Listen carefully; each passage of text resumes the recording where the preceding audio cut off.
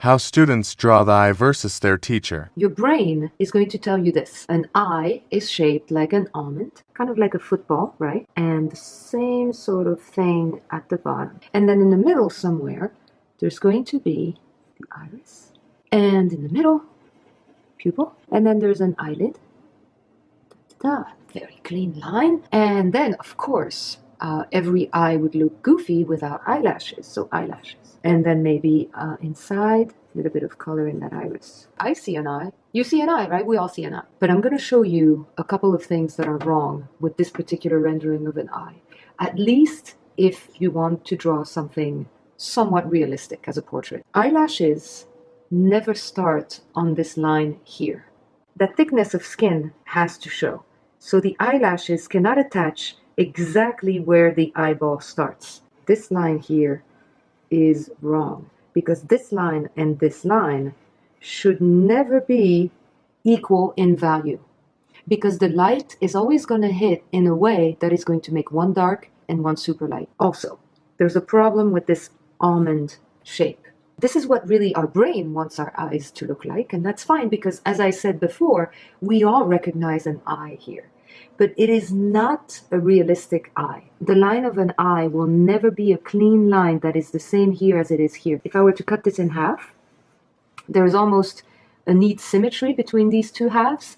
It's never like that. When I start drawing an eye, I very rarely go with a curve. I tend to break it into almost straight lines. And I'm going to show you why that approach is a lot more effective. Do not let your brain decide what an eye looks like. The eye that you draw will be decided by what you see, by what your eye sees, not your brain.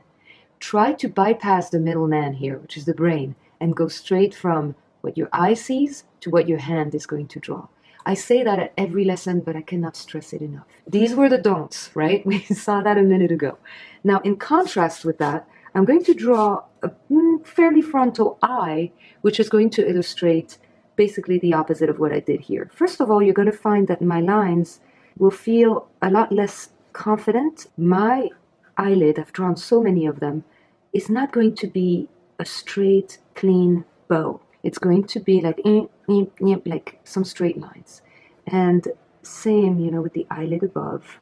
And we're going to put, let's say, your iris in the middle. And now what I'm going to do is I'm going to draw more or less of a flat line. Here we go, putting in the pupil. Nothing too dilated, let's not go crazy, okay? It's going to be like a little bit of light coming in like this, okay? But I'm going to fill in now the color of the iris. I am not going to draw this awkward line here.